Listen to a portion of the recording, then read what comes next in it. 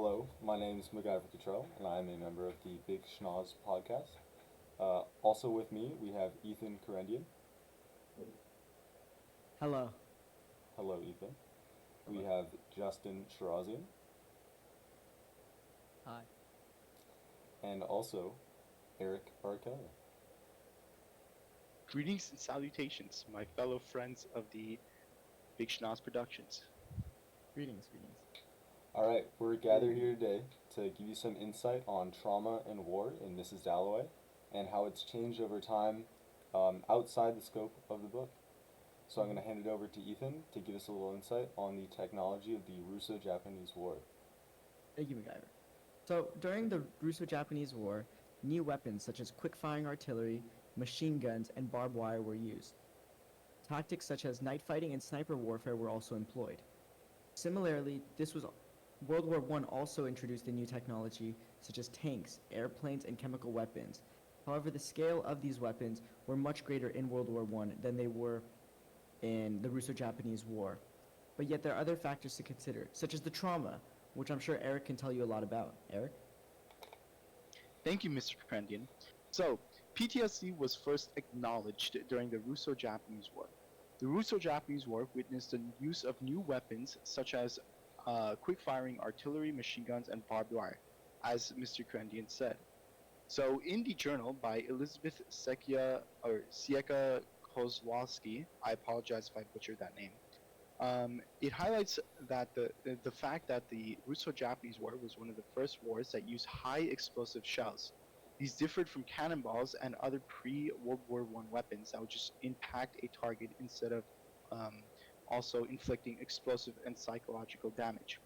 So we know that the first detailed description of PTSD was talked about during the Russo-Japanese War, but how is it talked about in Mrs. Dalloway, Mr. Shirazian?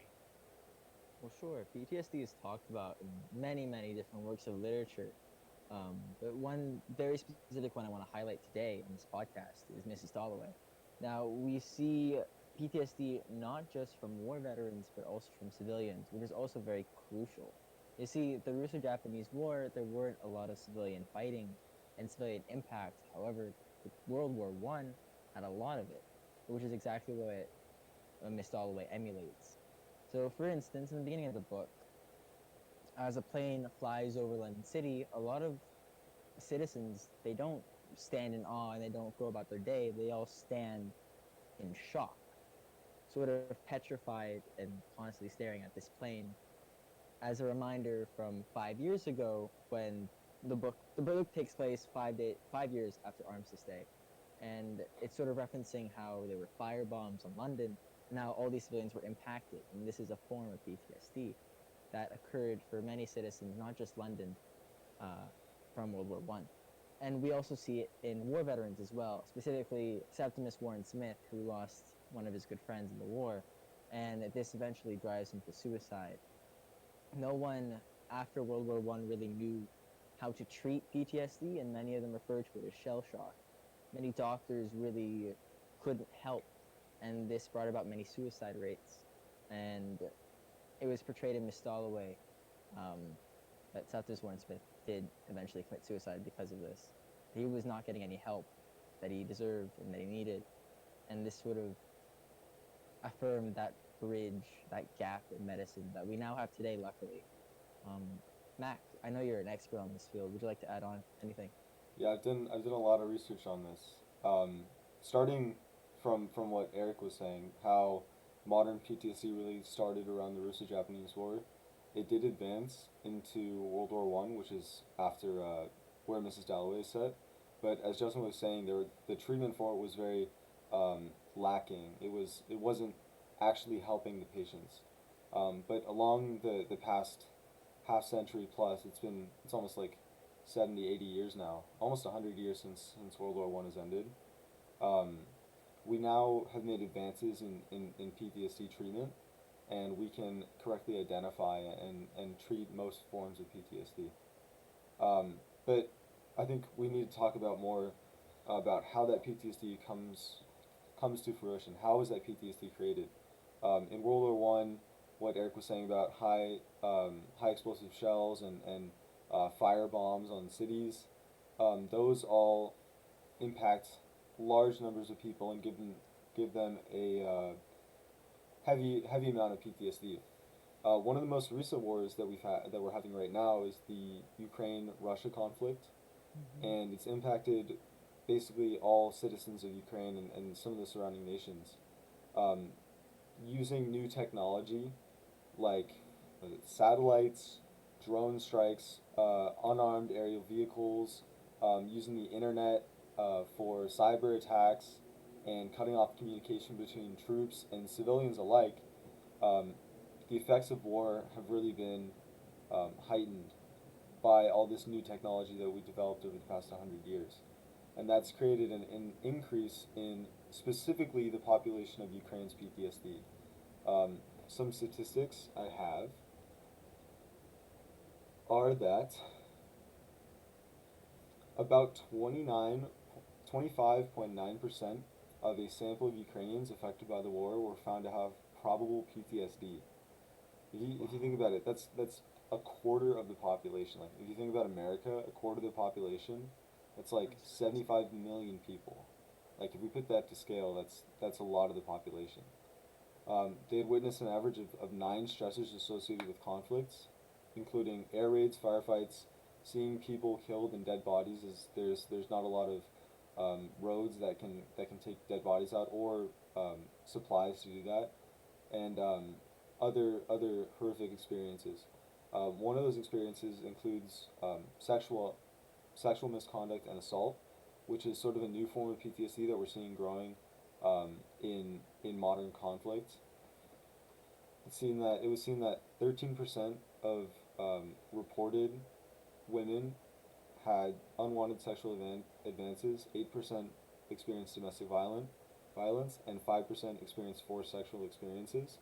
But this form of PTSD is really underreported because of the sense of shame and guilt that people of any gender, not just women and men, but both have been experiencing it, can feel when they have gone through these experiences. So there's a lot of concern about the healthcare system in Ukraine and how it needs to be bolstered up. Even with all the advances in modern medicine that we have to treat PTSD, there's still the issue of getting equal treatment to everyone, especially in active war zones.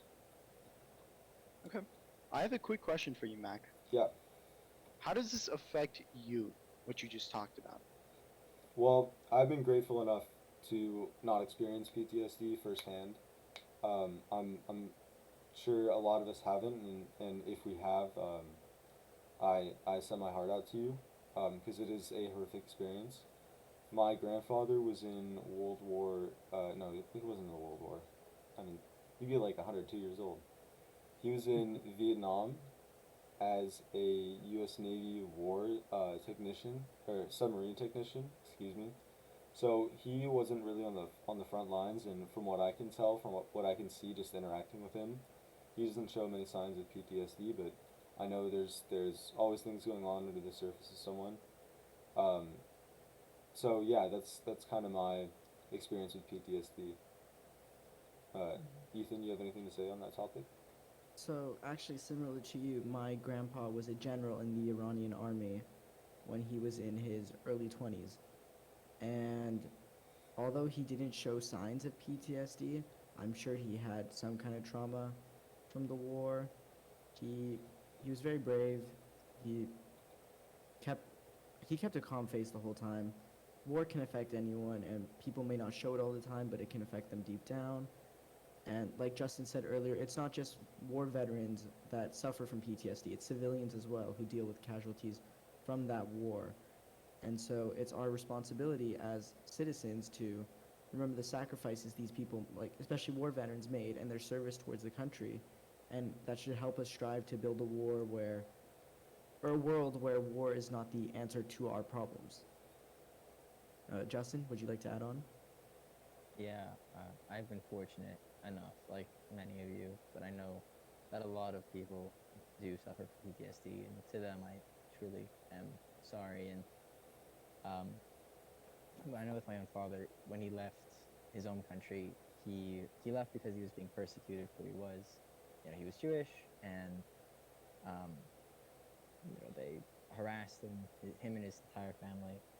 Um, people just did awful and cruel things to him, which I'm sure I can see it in him. He still carries that today.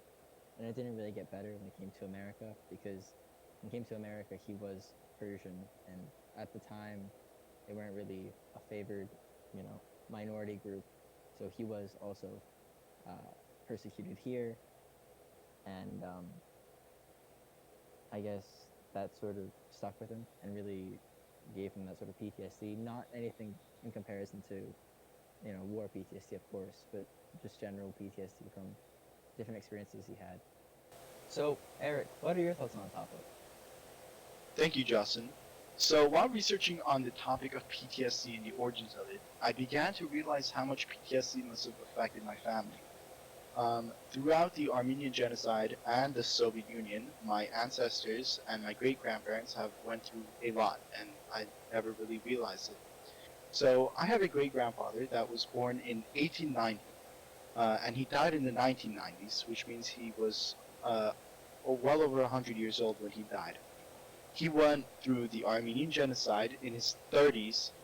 He witnessed the First World War and Second World War, the Cold War, and the collapse of the Soviet Union throughout his life. And I never really wondered how much his personality must have changed throughout each experience he lived through. But besides that, I think we're done here. So yeah, I think we all gave some good insight on our personal experiences with PTSD, and I think we did a good job of connecting it to Mrs. Dalloway. Justin, are you okay?